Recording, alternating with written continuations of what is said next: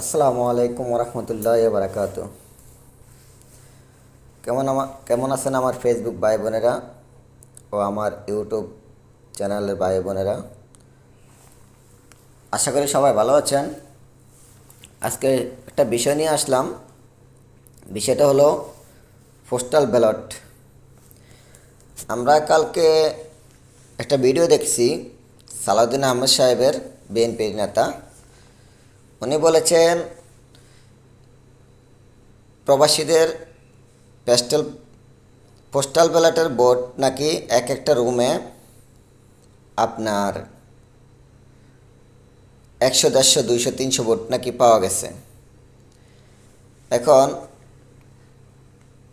আমার মনে হয় উনি পোস্টাল ভোট অ্যাপসটা যে এটা সম্বন্ধে উনি কিছুই জানেন না।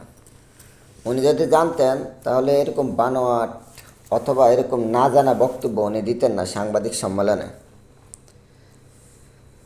দেখেন, আমি একটা উদাহরণ দিই। এখানে যারা আমাদের মালদ্বীপে পোস্টাল ভোটের জন্য আবেদন করছে অ্যাপসের মাধ্যমে, একটা এনআইডি কার্ড দেওয়া শুধু একটাই ভোটটা পোস্টাল ভোটার অ্যাপস ডাউনলোড করে আবেদন করা যায়।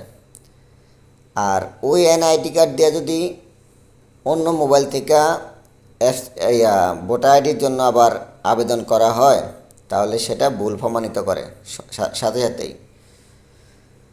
এটা আমাদের ক্ষেত্রে হয়েছে একবার। আমাদের কোম্পানিতে একজনের পাসওয়ার্ড আমরা ভুলে গেছিলাম, পরে উনি পাসওয়ার্ডটা মনে করতে পারতেছে না, আবার এখানে ফরগেট পাসওয়ার্ডও দিছি, তখন আসতেছে না, হয়তো কোনো সিস্টেমে সমস্যা ছিল। তো বললাম যে তাহলে ঠিক আছে, তুমি অন্য নাম্বার দাও, অন্য নাম্বার দিয়ে দেখি চেষ্টা করে হয় কিনা। চেষ্টা করে দেখছি হয় না, ওখানে ভুল প্রমাণিত দেয়।